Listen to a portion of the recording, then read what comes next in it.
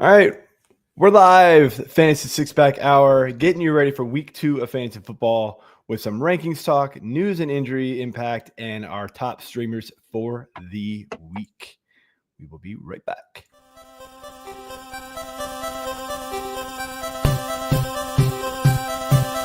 The Fantasy Six Pack Hour with your hosts, Joe Bob and AJ Applegarth.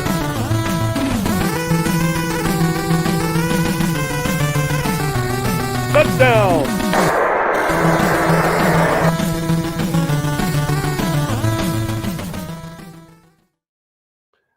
All right, welcome to the Fantasy Six Pack Hour. My name is Joe Bond, founder of FantasySixPack.net. With me tonight, and the only one here with me tonight, because AJ apparently has something to do that he told us like a week ago, but told us this afternoon.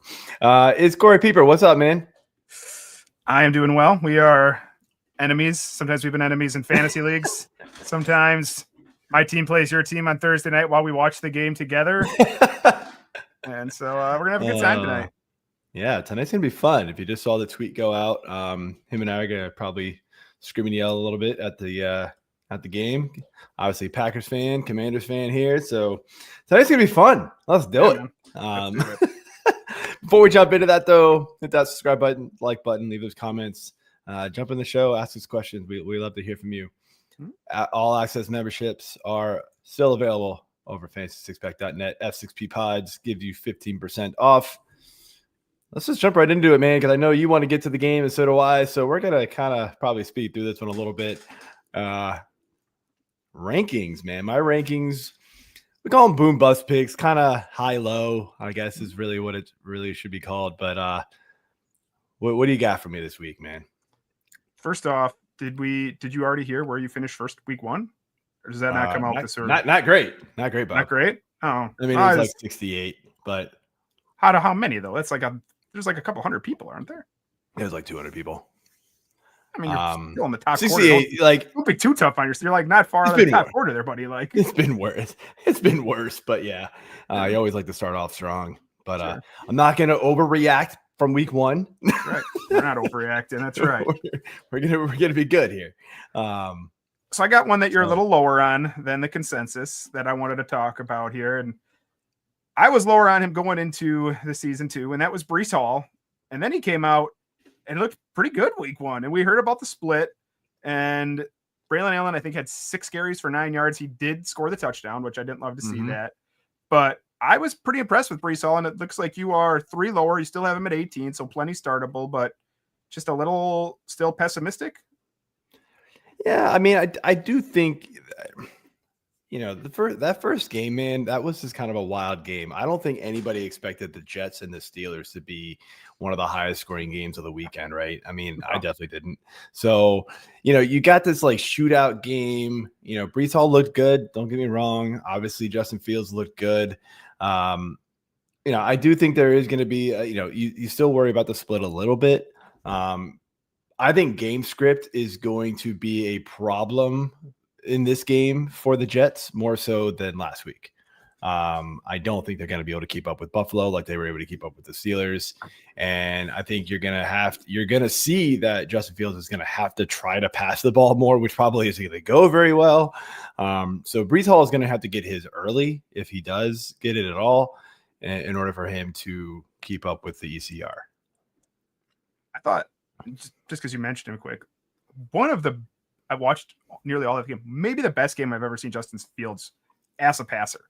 I don't know. I mean, it could have been just a one-off fluke thing, but we were both big on Justin Fields. I mean, a lot of fantasy analysts are big on Justin Fields going into this season with his rushing ability, but then he comes out and looks like he can throw the ball, and you're like, wow, could it be here? Could we actually get a decent passing? Could we actually get a decent passing Justin Fields? Because then it all changes, but we had to see more out of it. Before we answer some of these questions in the chat, more with Joe, when you were a little higher on, and I was higher on him going into draft season, but then we were texting back and forth earlier in the week, and I said, a little worried about Alvin Kamara. I didn't love the usage. I thought it got bailed out by a touchdown.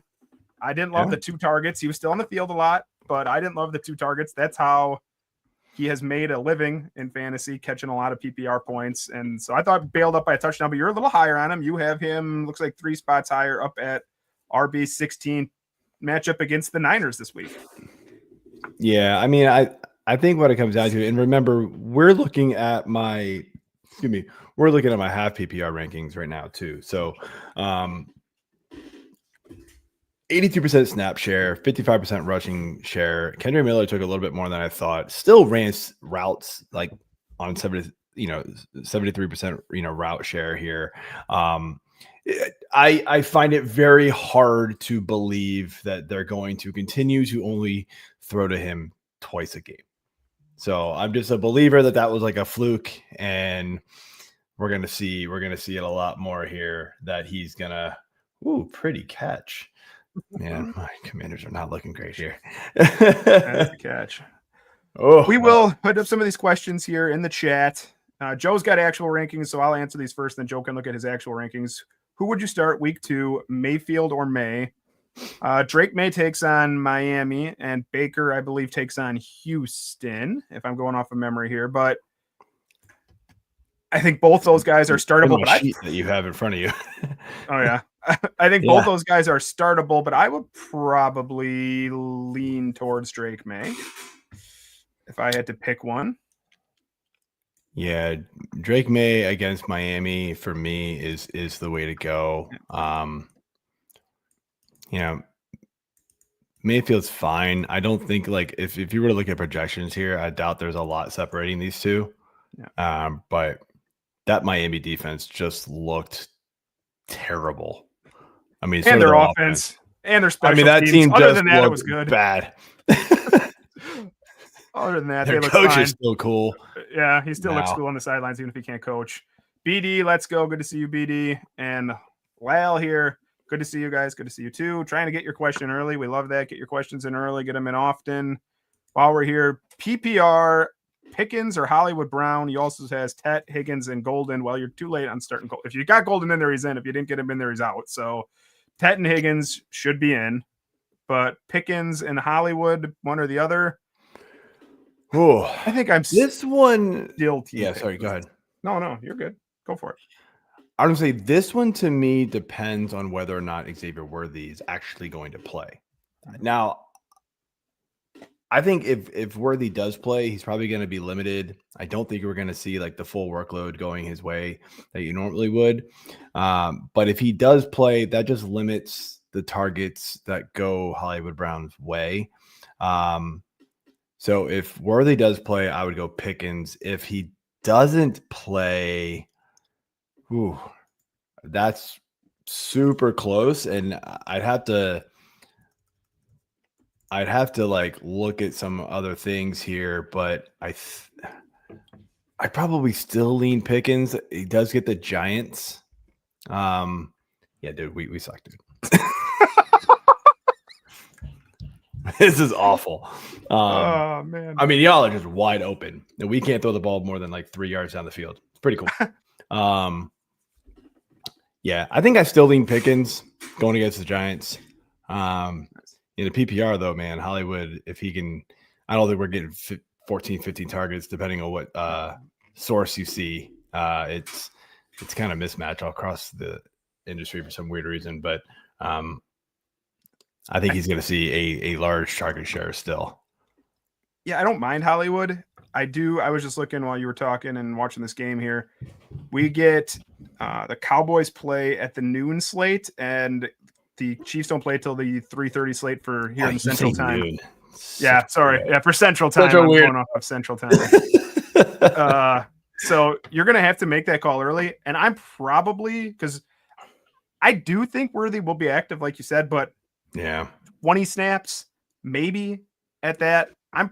So I can get taking Hollywood, but I think the safe play is George Pickens against the Giants.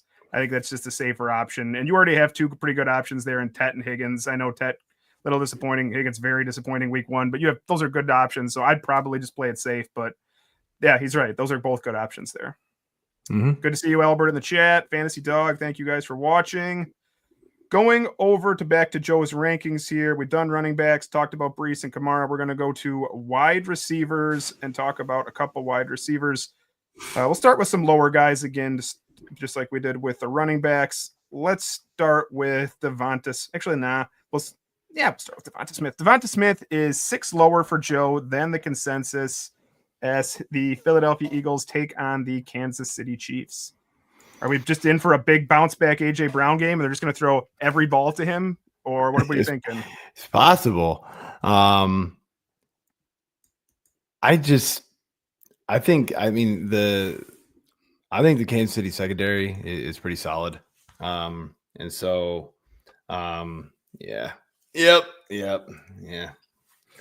It's gonna be a long night for me, man.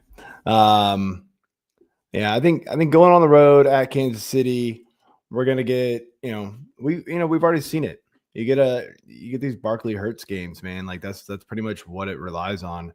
This is why I didn't want Devonta Smith in drafts. He just kind of a boom bust player, man. And so most weeks I'm gonna be below ECR on him.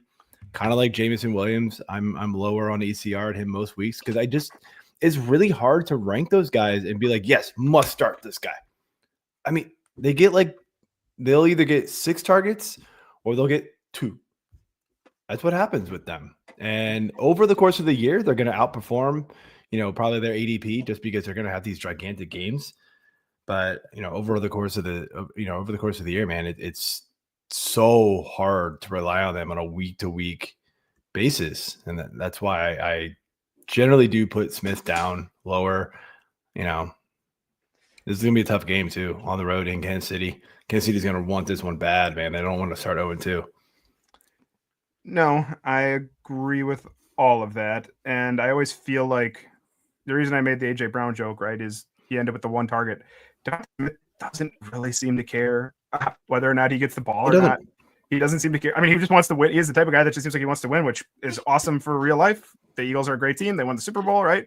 But AJ Brown is the type of guy that if he doesn't get the ball, he's going to bitch. And so he is going to get the ball thrown to him. I would expect he gets the ball 8 to 10 times. And like you said, this is a team that wants to run the ball. I get why you're lower on him. I'm still starting him in a few places, but I don't love it. Another guy you're a little bit lower on that we wanted to talk about here was Ricky Pearsall. And we'll talk about, we can preview some injury news. There's going to be a lot of San Francisco 49ers injury news when we get to the actual news segments because a lot of their guys are hurt.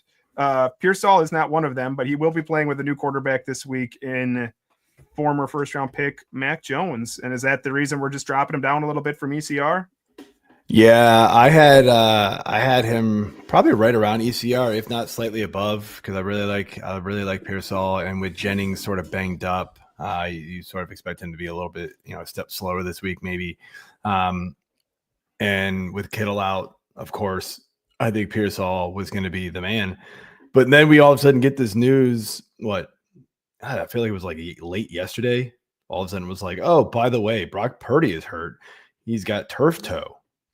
And it's like, where'd that come from? And so, yeah, you're bringing in Mac Jones, and I get it, man. It's the San Francisco offense, and so like they're gonna scheme up some things, and they're gonna be able to figure some things out. But to me, man, it's still Mac Jones, and I just can't trust him to get the ball to Pearsall and Jennings and these guys as much as they should. I think we're gonna get a lot of dump offs to CMC, man. I really think that's gonna be like, it just feels like 60% of the plays just, hey, here, have fun. Which is exactly what we want for him to maintain his health, right? It's for him to touch the ball 35 times already here in week 2. I'm just trying to quickly scroll through your rankings here. Yeah, as I say, I don't do official rankings. If I did, I would have to imagine CMC is number 1, and that is exactly where you have him because we are so simpatico on that because I would also think that I would have him quite high like you did. Let's talk one more receiver here before we jump back into the chat. A guy that you are higher on. I was pretty surprised to see this Tyreek Hill because I know you were kind of the low man down in the preseason. I was in, and I was very disappointed week 1, but then to see you're a little bit higher again back here as we go into week 2, he is 8 above the consensus. Now that's still wide receiver 17, but do you just think we're just going to get a bounce back this week? Yeah, I mean, I do think Miami is better than what they showed last week. I mean, I joke about how bad they were just a minute ago, but I do think they are better than on offense. Tyreek actually wasn't doing like as bad as his final stat line looked. You realize they pulled their starters. So like he probably would have gotten some more, right? And it wasn't still going to be good, but it would have been better than what it finished with, right? And so,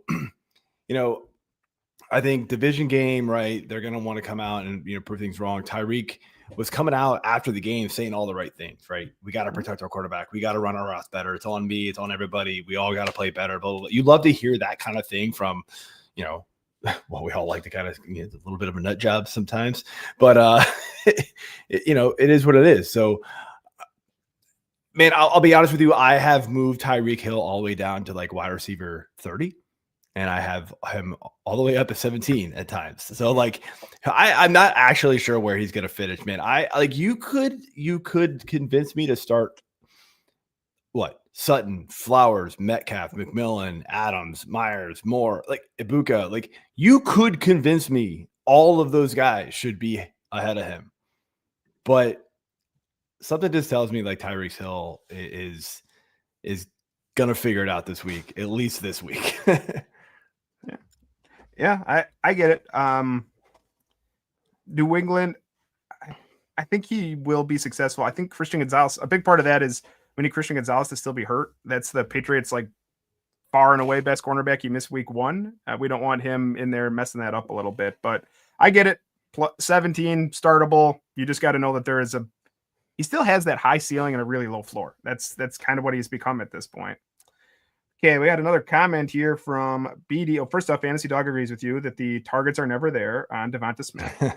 And they are just not reliable enough. I've said that I think in one of the preseason shows too, that I was just kind of like on him. I like this one. BD 14 team PPR flex, Khalil Shakir or Zach Charbonnet. So I will jump in first here. I don't know if I'll give a good answer, but I'll jump in first and talk about this. If you remember back to our preseason shows, I was all in on Zach Charbonnet, and I think I ended up getting him in one spot, which is unbelievably irritating. Because here we go, week 1, they come out, and Zach Charbonnet is essentially operating as the main running back in Seattle. And so in the end, I think it was 12 to 10 in touches between him and Kenneth Walker. It was close. And I don't think there's any reason to expect that to change. But I also don't think he catches many passes. Khalil Shakir is rock solid for what he offers, which is about 6 catches for 60 to 80 yards. You might get a touchdown. I don't bet on it with him ever, because when they get in the red zone, they run the ball, and then they run the ball some more. So I think if you're good with saying this is a flex option, I can get 12 points. And in a 14-team league, that's probably good. I'm certain Khalil Shakir. If you're shooting for, you're an underdog and you need 20 points to try to get 2 touchdowns, play Zach Charbonnet. So that would be my answer. It depends on what you need. Yeah, I can agree with that. I will say this about Charbonnet. I actually am not as worried about Walker as everybody else. We got to remember Walker was coming off the foot injury for most of camp. So you just kind of wonder if they were just kind of like slow playing him back in. I do think it's going to be more of a split than, I think most people would have liked and what we've seen in years past. And you said that, so kudos to you for saying that. But I mean it was 11 rushes to 10. Walker. We have a Bill sighting. Sorry, just a quick announcement. We have a Bill sighting. Oh, and he looked pretty good. He did look pretty good. Sorry, I didn't mean to cut you off. Just wanted to update everyone. He looks phenomenally better running the ball than Eckler. Like they got to stop trying that. Yes. Please stop running with Austin Eckler. He's good at what he does, catching passes over the middle for 5 yards and then getting tackled. Hey man, that's what he's skill. good for. Better than anything I could do. I know, right? Anyway, back to Walker and Charbonnet. Like I said, I just think I think we're going to start seeing this lean back toward Walker a little bit. But yeah, Charbonnet's still good. You're right. It's Shakir as the safer play, especially in PPR. Yep. We'll hit one more here, and then we'll jump back into Joe's rankings. Another one from BD, a different league, a 14-teamer, PPR, though. The grid is starting early. I'm guessing grind is the word, but, maybe grid. Malik Washington, that's my boy. Did get, I believe, 5 or 6 targets last week, but as all Dolphins went, it wasn't pretty. But he was getting the ball thrown to him. Marvin Mims, who also not pretty, did not get the ball thrown to him. I think it was 1 target maybe for him. It was not good. It was more than that, but it still wasn't great. Okay. And Juwan Jennings, if he plays. Well, if Juwan Jennings play, well, they don't have Brock Purdy throwing to the ball. So you have Mac Jones back there. Otherwise, I would say Juwan Jennings. I think it's still Juwan Jennings. Yeah. I still think it's Jennings. I don't love it. I'm totally with you. But if he's healthy, I think you roll with him. Yeah. Mims is hard, man.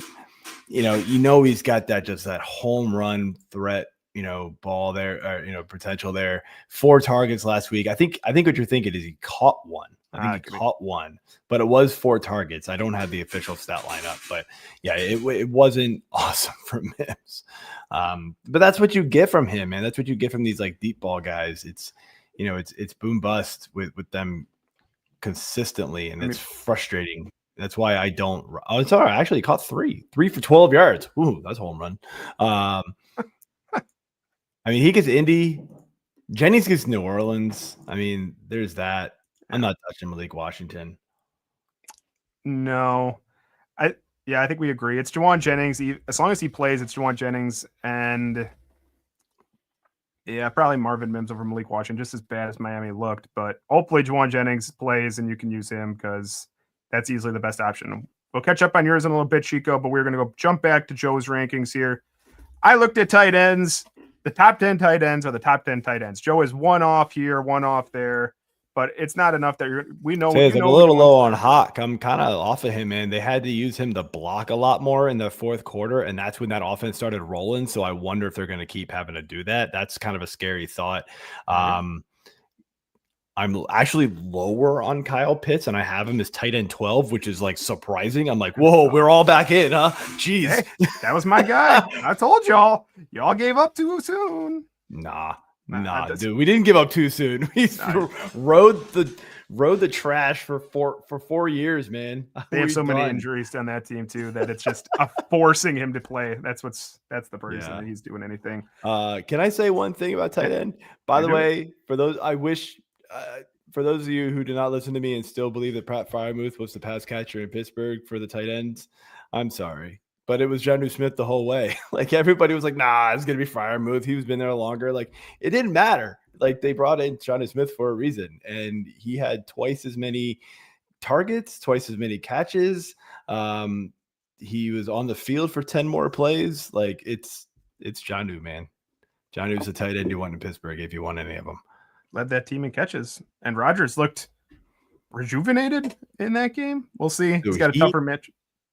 He absolutely hates the Jets. That's it. Just complete revenge. He said he's like, they play the Packers in, I don't know, 6-7 weeks or something. It might even be that long, but he pretty much said like, yeah, I just want to beat the Jets. I don't really care that much about the Packers. Like, I was like, okay, you do you, man. So tougher matchup this week. We will go. Actually, let's answer Chico's question here. More droppable, Ramondre Stevenson or Downs, which I'm assuming is Josh Downs. Ooh, it's hard to drop Stevenson, man. If he's going to be on the field that much, I know it's not pretty, but he was on the field a crap load. He shouldn't have been because he didn't look good. But I don't know who are we dropping him for. Can you answer that, Chico? Because I don't want to drop either one. Not yet. Stevenson will be more droppable soon. But not yet. Josh Downs, 2 catches for 12 yards. I don't want to drop Josh Downs. I think this is probably not a bad week to play Josh Downs because Michael Pittman's going to be guarded by Patrick Surtain, which means that you're going to get, it's going to go to Tyler Warren. So I actually don't dislike Josh Downs. Like Joe said, I'm not really looking to drop either of those guys yet. It's still pretty early to have to drop those 2. We will let us know if you got some unbelievable ad on your league that you have to drop them for, but otherwise, try to keep both those guys. And judging from all the waiver wires in all my leagues, there wasn't a whole lot out there. So I'm just holding. I held in most of my leagues, man. I didn't really bother. Yeah. Going to quarterbacks here, where let's start with the lower guy. Well, I guess we sort of already talked about it a little bit, but Joe, a little bit lower on Baker Mayfield, has him down at QB 15, so not startable in a 12-team league, which is 3 below the consensus. I remember you were super high on Tampa Bay last week. That was your team. I was giving you shit about that last week, how you wanted to start every one of them. This week we're down a little bit. They were decent last week. They were good. Puka was good. Bucky, got his.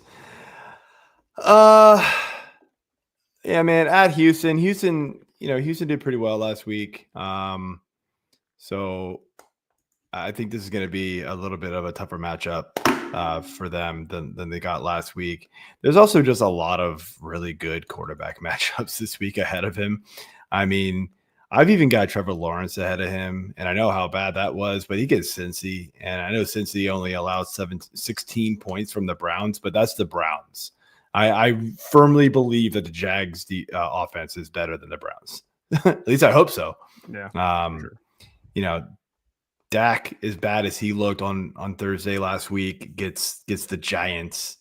I'm expecting a bounce back from there. So it's not so much that I dislike Baker. It's that there's a lot of really good matchups from those fringe back end QB1 guys that just happened to supplant him this week. Good week. We're going to talk streamers in a little bit. We're going to talk deeper guys, but good week if you have those back end roster streamers to take a chance on them, where you probably already had them on your team, but you might not be playing them.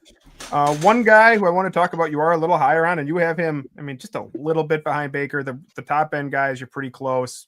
But Geno Smith, 3 above consensus here, taking on the Chargers in the last game of the week, the second of the 2 Monday night games. Geno Smith takes on a Chargers team that looked awesome down in Brazil and is coming back. Just like what you saw out of Geno in the first week. We'll talk about Brock Bowers' injury in a little bit here, but is there a reason you're a little bit higher than Geno? Yeah, look, Geno is a guy who we know just likes to throw the ball a lot. He has passed for over 4,000 yards in 2 of the last 3 seasons. He probably would have done it in the 3rd season, but he got hurt for 2 games, and he was on pace. So if he had stayed, if he had stayed on pace for those 2 games, he would have gone over 4,000 yards. He threw for 376 last week. That's pretty nice to see.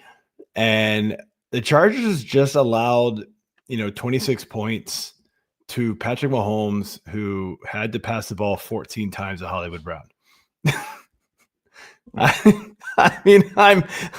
I'm going to go back to that one because we just know this is going to be heavy passing by Geno. He looked all right. Only the 1 touchdown, but hey, I'll take that yardage, man.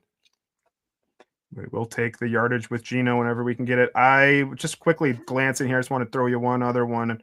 Just another person you are a little bit higher on was Caleb Williams. Not high. You got him at 16 here. What did you think of Caleb the first week? They came off and they looked great, and then he just got the second half, it looked like a whole different team again. Both sides flipped, right? First half, Bears looked really good, and the Vikings looked terrible. And then it was snap a finger, and the Vikings monstered all of the Bears talent there, and suddenly they couldn't get anything done, and JJ McCarthy delivered. So you're just back in on Caleb. I want to believe, but I do think going to Detroit in a game, we talked about how the Lions don't want to start the Chiefs don't want to start 0-2. The Lions don't want to start 0-2 either. No. Going to Detroit, that's a tough matchup. So just a little bit higher, but don't really want to play him if you can help it. Yeah, he's 16, so he's outside my startable QB range unless you're in a super deep league or obviously super flex. Oh, the first half he looked amazing. He was just firing the ball, looking like he was moving around the pocket. He looked good. Second half, man, sailing balls left and right. And I was watching this game, and I'm just going what is happening?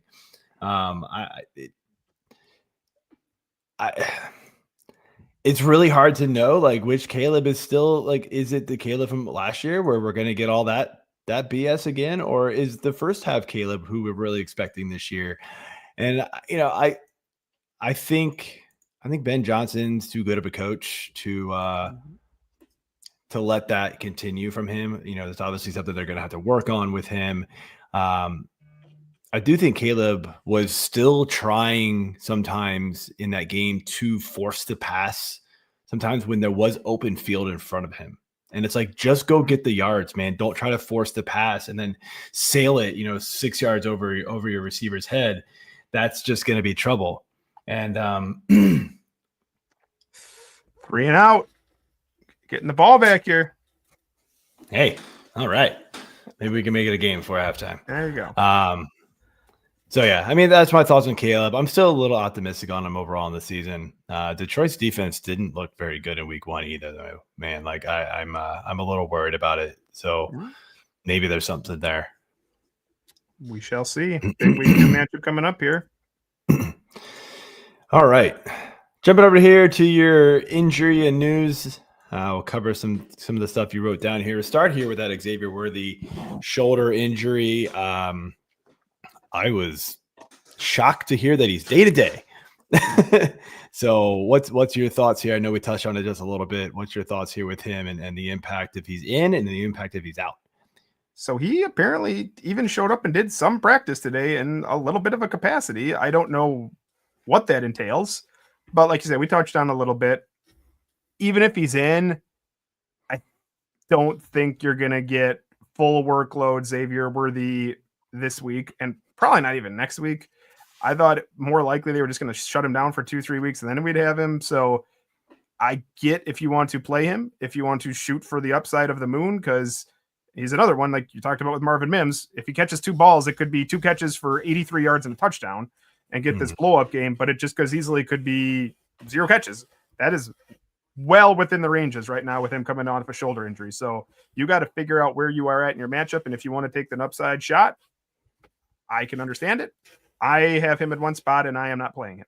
I think I'm playing Jalen Waddle over him, who was very disappointing in week 1 and did his usual thing where he got hurt for 6 minutes in the game and looked like he was about ready to be done for the season. And then he was back out there for a little bit. So that's what he does. I am playing Jalen Waddle over him, but I think he will play. I don't expect him to play a full game.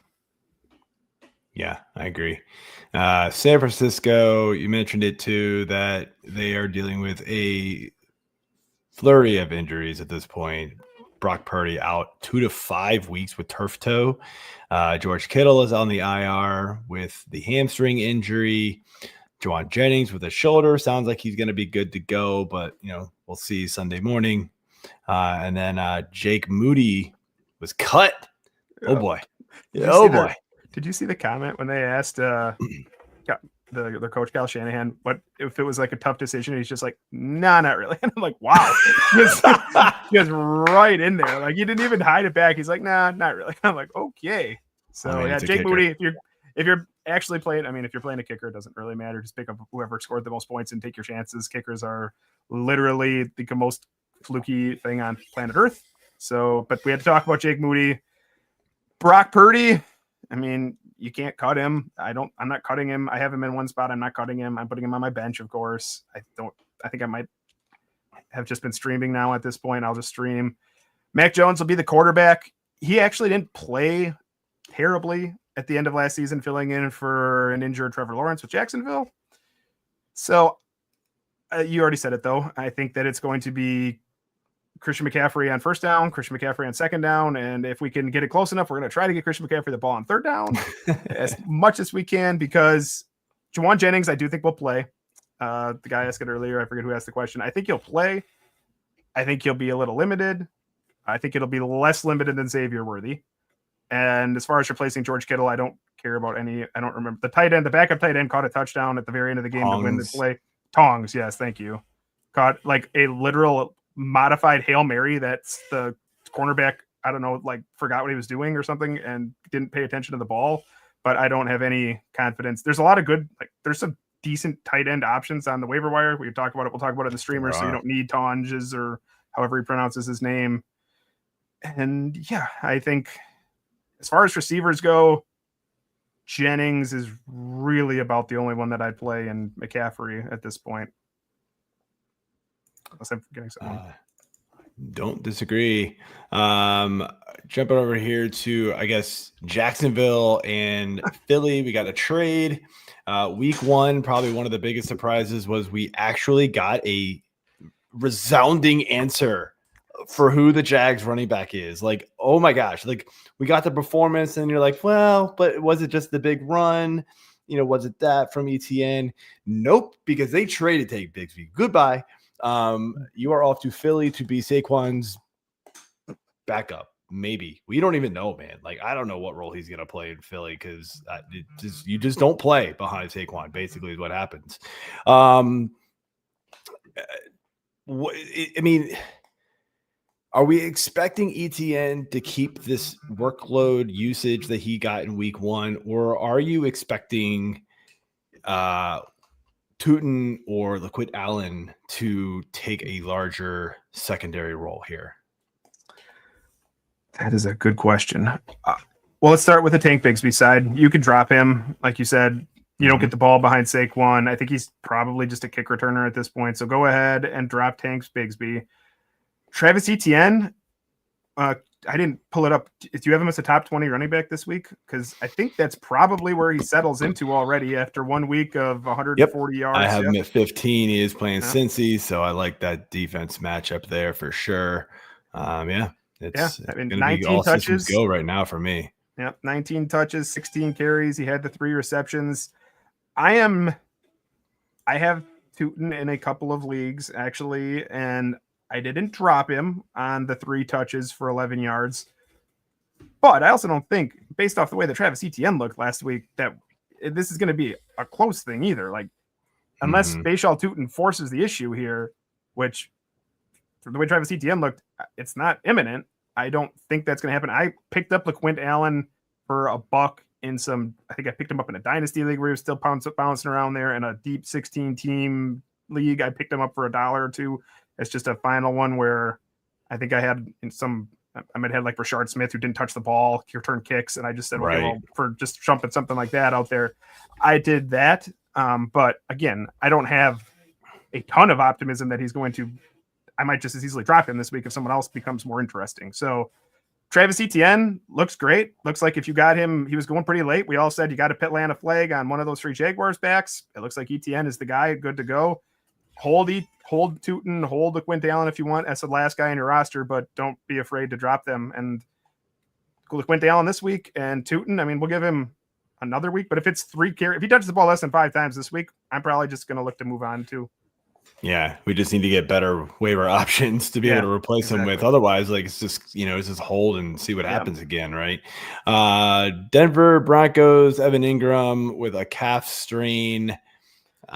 This one I actually did not catch a whole lot about. So what's the update here? So he was left the game early, and that was kind of irritating because I have him on a lot. So I think he had 3 catches for 21 yards.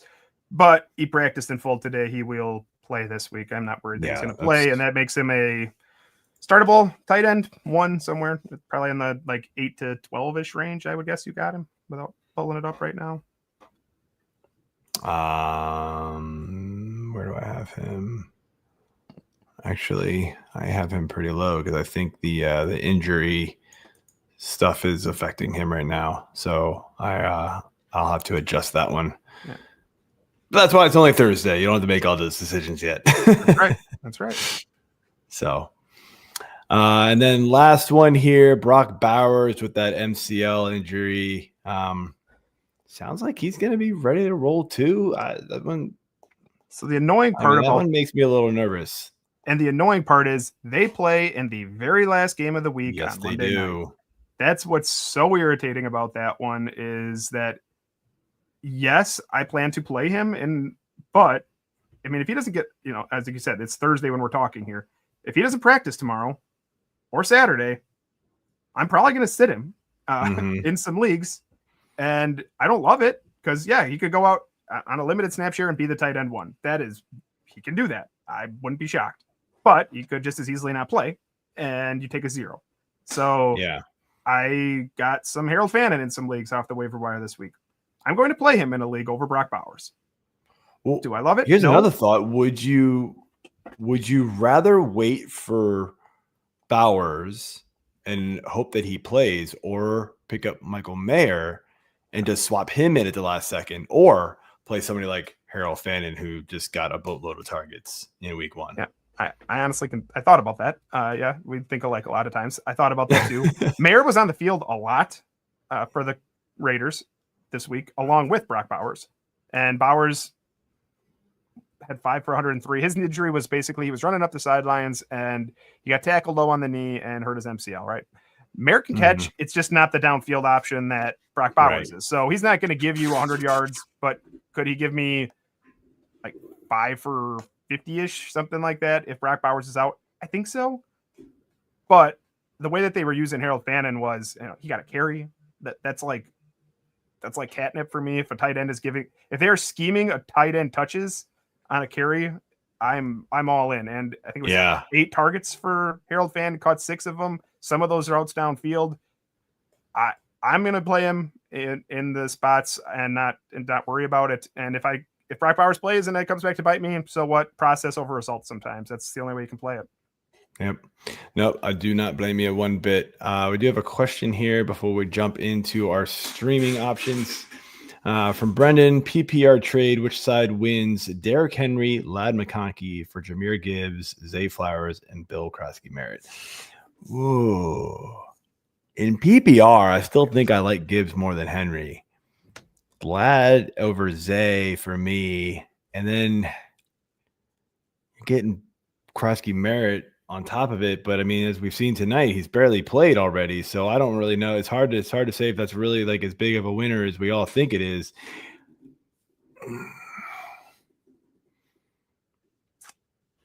I think I'm gonna lean the Gibbs and Flowers side just because like you're getting a little bit more depth too. Ladd looked like he had a lot more target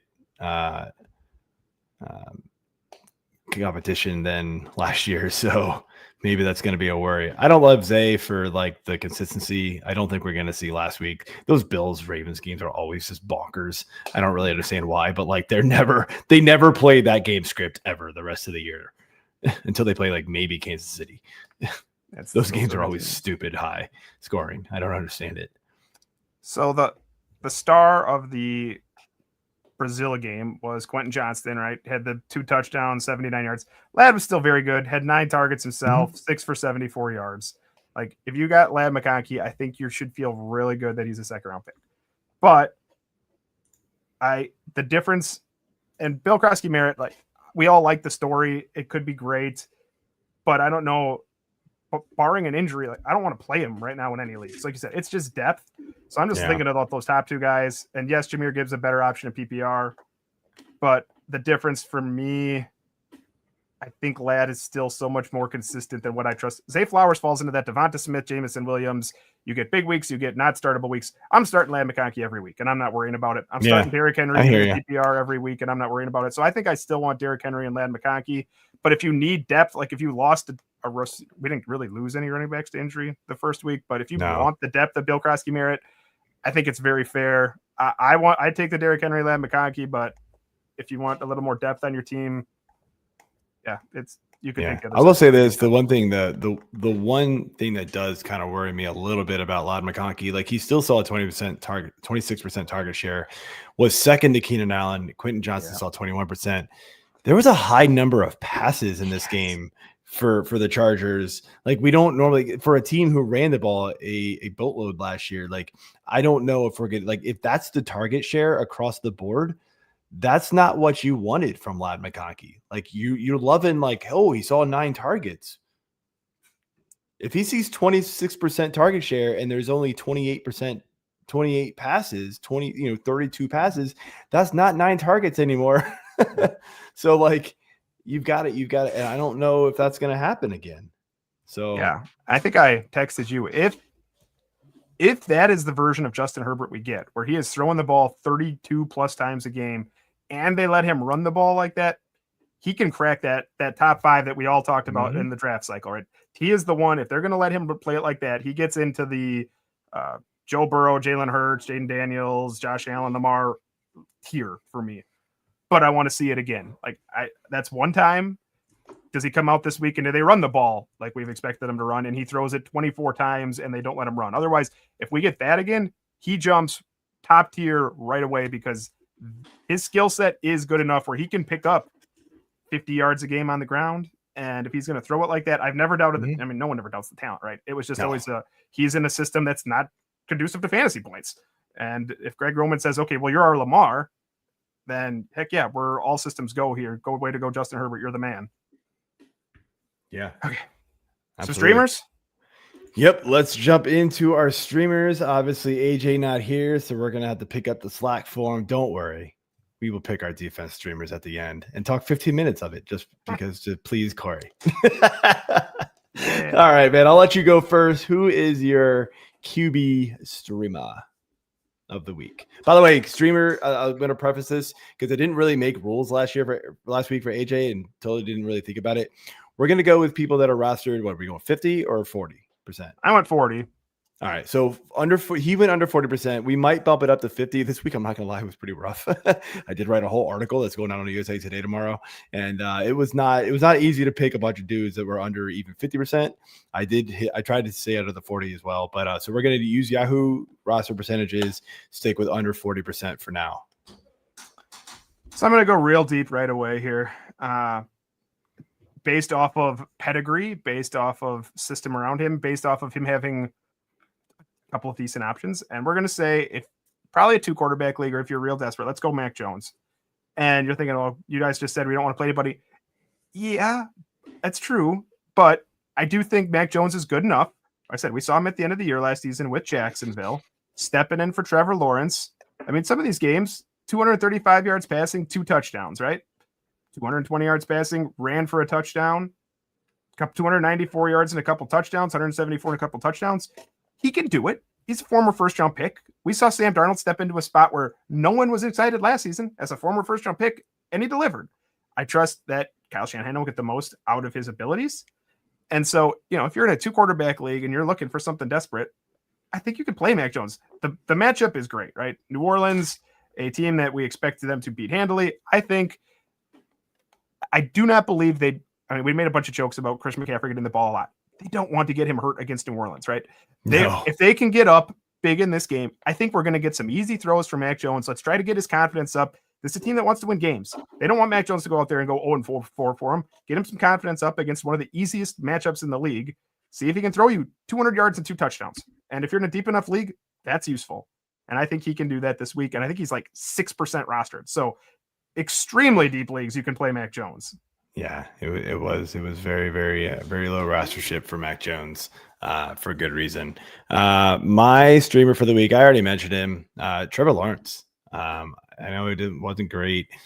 Missed a lot of throws against, with BTJ. The throws that he did connect with Travis Hunter didn't go for much.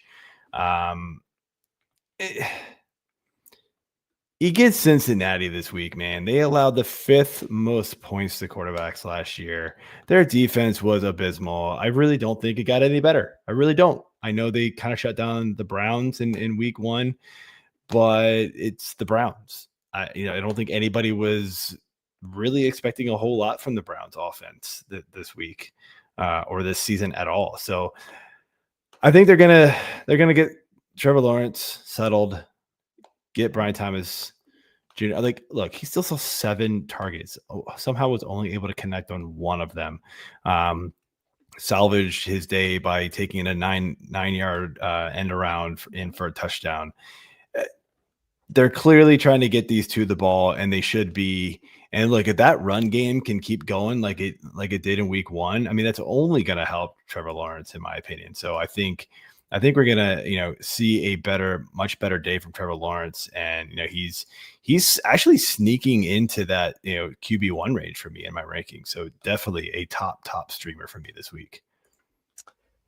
What was just because you mentioned Brian Thomas, what was the biggest freak out? Did you get any massive freak out DMs or anything this week? Somebody wanted to be upset about AJ Brown or Nico or BTJ, any of those big ones?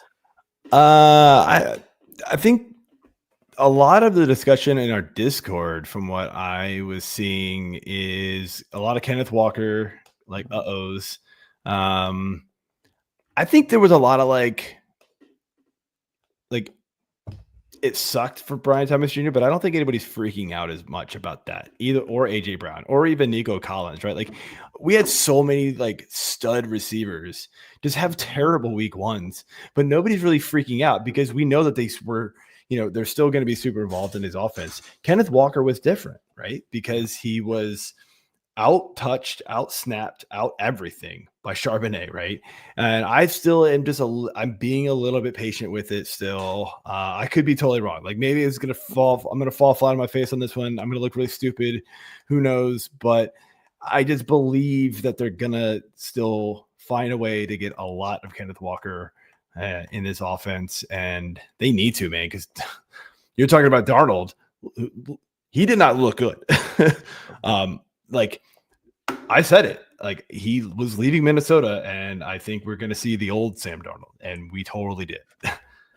Yeah. So, I did, just because we're talking about it right here, I did get a freak out DM. Some guy was asking me, I don't know if he was watching the game, but it was like a Nico Collins for Devontae Adams trade. And I'm like, I'm not doing it yet, man. Like, I don't care that because he was just so worried that the Texans were broken and CJ Stroud was bad. And I said, maybe CJ Stroud's not good. Maybe he's not good. Maybe the first year was the fluke, but he wasn't good last year. And Nico Collins, right? That's what I was just like. Nico Collins was like, he wasn't good last year. Nico Collins was fine. I'm not worried that Nico Collins is going to catch 3 passes a week for, I think it was like 25 yards this week. And Devontae got 8 targets. I want Devontae Adams, but I'm not trading Nico Collins to get Devontae Adams. I am sorry, dude. That is a no-go for me. 100%. Okay, the running back streamers here as we jump over to running backs. I am going with Trey Benson, the other running back for the Arizona Cardinals. But we saw in week 1, they delivered. They talked about kind of the Braylon Allen Jets thing where they want to keep James Conner healthy. So they were going to split the carries. Conner took 12 for 39 yards. Trey Benson got 8 for 69. He broke off I think it was like just over a 50-yard carry. So a lot of that came on one run. But here's the good part of this. Remember that good game we talked about with Travis Etienne? Well, that game against the Carolina Panthers. And guess who the Cardinals play this week? The Carolina Panthers, who are coming off a season with an historically bad rushing defense. It wasn't just Etienne. The Jaguars ran for 200 yards against them last week. I think both Trey Benson and James Conner can have flexible games in this matchup. And I would not be afraid to play Trey Benson if I need a running back. Yeah, I think I'm going to preface all of these streamers this week and just say that they're like, we had some disappointing performances, like we just mentioned, right? But it was all like with your studs, right? Like your kind of mediocre guys, like just kind of did what you expect them to do. So it's like, you're going to take these streamers and plug them in for like the mediocre guys. It's like, I don't know, maybe. I don't know. Like this was probably the hardest week of writing a streamers article I've had in quite a while. But I'll go with this. And it's funny, you wrote him down on the sheet too. You put down 2 options. Kareem Hunt is my other one. And so I know you agree with that. For whatever reason, and I still don't quite understand why, the Chiefs just keep using Kareem Hunt, even though he is not productive on a per touch basis. It is so bad, but it was an exact 50% split. Snaps, touches, targets, everything. Isaiah Pacheco outperformed him in every metric on the field. It was just unreal. But if they continue to use Kareem Hunt in a 50-50 split, he's going to have value, period. It's a good offense, right? But look, this week, they are at least without Rashee Rice. They might be without Worthy. And if he is on the field, we've both said that we think he's going to be limited. So I think they're going to lean on this run game quite a bit, like we seen in years past when they were kind of downgraded at the receiver position, because they just want to rely on defense, use the run game, and not put too much on Patrick Mahomes to get him hurt, because we know Kelsey isn't what Kelsey used to be. So like, what are they going to do? They're going to throw the ball to Hollywood Brown 15 more times? Yeah, good luck with that. So this is going to be a Kareem Hunt, Isaiah Pacheco game potentially. Yeah, yep. Like you said, he would have been my backup option. I fully endorse that call. I don't get it either, but I know you were a little higher up Pacheco than I was, but I did not. There's no reason for him to be out there as much as he is. But if he is going to be out there like that, you can play him. Yeah. Let's answer this question or talk about Kyle's question here in the chat before we jump to wide receivers and tight ends. He traded Pickens, I'm assuming that's George, Franklin, I'm assuming that's Troy, and a 3rd-round pick for A.J. Brown and a 6th-round pick.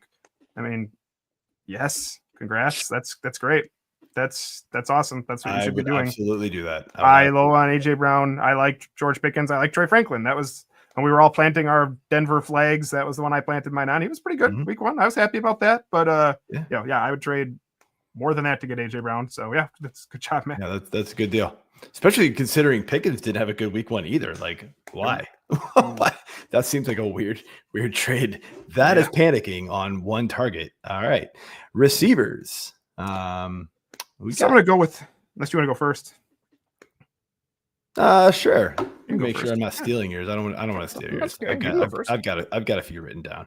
Well, so the first one, I'll let you have that one. I'm gonna go with Cedric Tillman. I know I just mentioned how like the Cleveland Browns offense isn't very good. But let's put it this way. The Baltimore Ravens, who they get to play, right? They just allowed 53.8 PPR fantasy points to receivers against the Bills. Now, the Browns are not the Bills. Don't get me wrong, right? But we all remember how bad the Ravens secondary was last year? It doesn't look like it's it doesn't look like it has improved very much. So the other thing that's going to help this out, right, is I think we all think the Browns are going to be in a negative game script. Their run game is garbage, as we saw in week 1. Couldn't run it against Cincinnati even. So they're going to have to pass the ball a lot. Tillman was on the field a ton. He had, great usage in week 1. I think it was like 7 targets. That's right. But yeah, I mean, he caught a touchdown. So I think we're going to expect, I think as long as Tillman is healthy, I think you should expect pretty healthy usage. And look, I like Harold Fannin. I think they're going to find a way to like get him touches. I don't think you could expect 9 targets to a tight end every week. So expect that to come down so that, even if there is less overall targets for the receivers and the tight ends, Tillman's still going to see a healthy number. Well, they also a healthy number. I think they threw it the most, and they almost did that last year too. But 45 pass attempts for Joe Flacco. Yeah, they might have to because again, the run game is not. So Harold Fannin led the way with 9, and then Jerry Jeudy, Dylan Sampson, and Cedric Tillman with 8. If we would have been a little higher with the percentages, Dylan Sampson would have easily, if he's you could easily be a streamable option right now too, especially in a PPR like the way they used him in week 1 here. I will jump in with a wide receiver option, and I will go with probably one of the most popular additions off the waiver wire this week. And I'm willing to play him in some matchups. He's jumping in here, and that is Kayshon Boutte, jumping in right away as a possible someone you can use right away in your lineup, coming off of it's actually a second consecutive 100-yard game going back to last season. He ended the last week of last season with a 100-yard game, and then bounced in right away and showed that he can do it again with, I think it was 8 targets here. I'm just pulling it up. It was 8 targets, caught 6 of them for 103 yards. And they take on the Dolphins. That would be the Dolphins that made Daniel Jones look good as far as passing the ball goes, with 22 for 29 from Daniel Jones. Michael Pittman had 80 yards. Alec Pierce, I mean, that was most of it was Tyler Warren, but they also didn't have to throw the ball. They won 33-8. But at some point, I do think Stephon Diggs still becomes the leading receiver on this team. But there is, Kayshon Boutte is still good enough, I think, that you can, even when that happens, that you can still use him. I have been a Demario Douglas supporter in the past. It's just a PPR option. Did you see his stat line? It was like 2 catches for a -1 yard and a touchdown. I mean, that is how short the routes are getting now. It used to be like 5 catches for 30 yards. If we're getting negative yardage now I'm dude. I saw some tweet, and I don't know who it was, or even like who's like said it out loud. It's like somebody came out and had like the bold prediction that Pop Douglas was going to have 1,000 yards this season, and it's like, oh, after week 1, he's only got 1,002 to go. Like, that's just unreal. That is fantastic. That is a great response. Good man. Now, so are you good with Kayshon Boutte? You playing him anywhere? I played him in a couple spots. I'm not worried about it. I think I've got him. I know I picked him up in a couple leagues. Just threw some garbage away on my bench. Sure. I don't know if I'm actually slotting him in yet. I'll have to look at my starting lineups here over the weekend. I didn't have a lot of Packers and Commanders going, so I didn't have to worry about it tonight. Yeah. I think I put him in You putting him in over Waddle? I know your rankings have Waddle higher. I just wanted to see where you're at there. I think I put him in over Waddle on the league because, man, it was frustrating watching that Dolphins team. But I might switch that back too. They're close. They're a lot closer. I mean, of course, a couple weeks ago we wouldn't even have been discussing this. Just a couple other names to throw out here. Wan'Dale Robinson is continuously undervalued, especially in PPR leagues. It's very much a Khalil Shakir like option where you're going to get like 10 to 12 PPR points. Is it super exciting? No, but he's just doing it again. Russell Wilson loves him a shower route. And throwing out a deep name again, it was a bad week 1. I think Xavier Legette had 3 catches for 11 yards. He got the ball thrown to him 7 times still. I still think there is a way where we got to get Bryce Young looking like he did at the end of last year. They looked, if it wasn't for the Dolphins, we would be talking about how atrocious the Panthers looked in week 1. They looked awful again. I think we can get back to that. And I don't want to play Xavier Legette, but 7 targets still has me interested if you're in a real deep league. Tight ends? Yeah. You go first, brother. Sure. Oh, thanks. I had to kind of, so the obvious one is Fannin. For some reason, he still isn't rostered over 40% in 40% of Yahoo leagues. I don't understand why, but that one seems boring. We've already kind of talked about him quite a bit. So I'm going to say Jonnu Smith. And I kind of, I mentioned it earlier. To me, it's not a surprise that Jonnu Smith was the pass catching tight end for the Steelers. And I still think that DK Metcalf is really the only viable receiver on that team. I know he spread the ball around a ton. Aaron Rodgers, that is, spread the ball around a ton, threw 4 touchdown passes to 4 different receivers, which is just wild. And one of them actually wasn't DK. So there you go. But Jonnu, he dominated the tight end snaps, dominated the tight end routes, targets. So he's the guy there if you are looking for a streamer. And look, I mean, streaming tight ends isn't the worst thing in the world, man. I don't love the back end of the tight end 1 range. I mean, you're talking about Jake Ferguson, who didn't do a whole lot. I mean, we really love it on some Kyle Pitts. Zach Ertz isn't doing anything today so far. I mean, Hawk didn't look great in week 1. So, you could do a lot worse than Jonnu Smith, who saw a healthy amount of targets. Usage is going to be king for tight ends unless you really want to play the touchdown roulette game, and good luck with that. You do not. No one wants to play that game. I'll just mention Juwan Johnson if he's still available. The targets are there. Oh my God, 11 targets. Spencer Rattler loves him a tight end. So if he's available, he is up there in the Harold Fannin range, but that's boring again, like you said. That's tough, though, man. They do get San Fran. That defense looked nice in week 1, man. But if you're going to, maybe he comes out and gets 5 targets. I don't know. If you're going to give me a tight end who gets 11 targets, I really don't care about Sure, yeah, absolutely. But maybe that changes this week. Maybe he's much better covered in San Francisco. Has a plan for him at Fred Warner or something. But I'm going to go a little deeper anyways here. Someone who sorry, I was just watching the game here. Is a little more readily available. And I think this was one of, I don't remember, busts or not busts, sleepers we did. And I believe this was your guy, and that is Brenton Strange. Yep. And he came out, had the first 2 catches of the game, I believe, for the Jaguars, ended up as their leading receiver, 4 catches for 59 yards. Remember, they did not have to throw the ball because the Panthers could not stop the rushing attack with Travis Etienne. But the way he looked, I think if they had to rely on the pass more in week 1, we would have seen a pretty good game out of Brenton Strange. And the Bengals defense is no bueno. And so that is the team that Harold Fannin just shredded. And I think Brenton Strange can go out and give you a plenty viable week 2 starting option at tight end if you're looking for one. Yeah, I like it. I mean, like I said, I liked it in the offseason as like a deep sleeper type of tight end play. Their backup tight end caught the touchdown, which was really annoying. Yeah, I saw that. But that happens, man. That happens, unfortunately, way too often. So, okay, here's everyone's favorite spot. Yeah. DSTs. Defense. Who you got? So I did not look at the roster ship rate. You'll have to tell me if I'm breaking protocol here. How rostered is New England? Defense Stream-O-Matic. I did not look at the Stream-O-Matic. I am just looking at teams that I thought.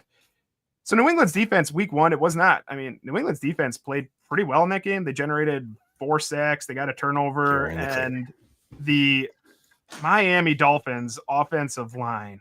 I mean, we talked about how bad the Dolphins looked a few times here, but essentially, Tua Tagovailoa has to be able to get the ball out in 2 seconds or he's getting hit every single time. And that's how he gets concussed all the time. And their offensive line is a disaster. This is a Patriots defense that went out in the offseason and spent big money because they had a lot of money available. So they brought in Harold Landry and he delivered, I think, 2 sacks in that game. And they brought in Milton Williams. And so this is a revitalized team with a fantastic defensive coach in Mike Vrabel. And I expect them to be able to more than hold their own against a Miami Dolphins team. Yeah. Oh my God. The Commanders are so bad tonight. This is awful. By the way, we're going to get another kicker fired after tonight's game. I have a feeling. Commanders guys miss it twice. Oh, really? So, I must have missed that. Wide Their left. Punter's hurt, right? The punter's hurt too, right? Did I see that? They had to call up a new punter or something? I don't really pay attention to punters, so sure. I'm going back to the Arizona Cardinal. Yeah. I had a smash spot last week, sort of came up short. New Orleans just passed the ball like a boatload of times, and like it just weren't getting sacks or whatever reason. Carolina, though, like as you just mentioned, like they look bad, and like they kind of look like Carolina of old, like the early of last year. And so I think we're going to get a pretty good spot here for the Cardinals. Carolina turned the ball over 3 times last week, only able to score 10 points against Jacksonville. And I don't think anybody's like super duper excited about Jacksonville's defense. So I think Arizona could be a good streamer.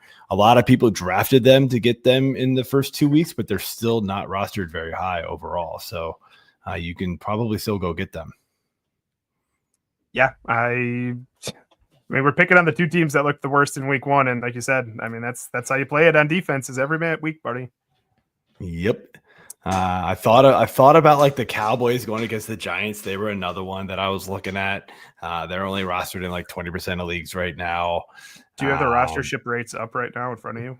So I have the Stream-O-Matic up, and the roster rates are probably from yesterday. So I could update them. That's okay. But what's Dallas at? Dallas was at 19. See, that's not bad against the Giants. Yeah, I know that I kind of thought about. Russell Wilson, he's gotten to the point now where he just refuses. Like, he'll eat sacks at the expense of turning it over. So you probably won't get a turnover out of him. But I know sacks, I'll take it. Yeah, and Micah Parsons wasn't there or whatever. So, but they could still get sacks on Russell Wilson. I would still think that's a pretty usable one if you're looking for a defense. Well, and honestly, like the Dallas defense looked. Wasn't their fault. They lost. Kind of solid last week against Philly, right? I mean, like they didn't get a lot of points in the defensive side of the ball for fantasy, but like they held their own. They did okay. So, all right, that is it for the show this week. I had a good time talking to Corey and distracting me from this crappy football game. I had a good time talking to you, Joe, while watching the Packers football game. Yeah, I see. That's good. Yeah, I'm going to take off this Jaden Daniels jersey if he didn't get this going soon. Just a hater here. Just a hater. Oh, this is so bad. Oh, my God. All right, I'm done. All right, that's it for the show. Hope everybody enjoyed it. We will see you next week. Good luck in week 2. Peace.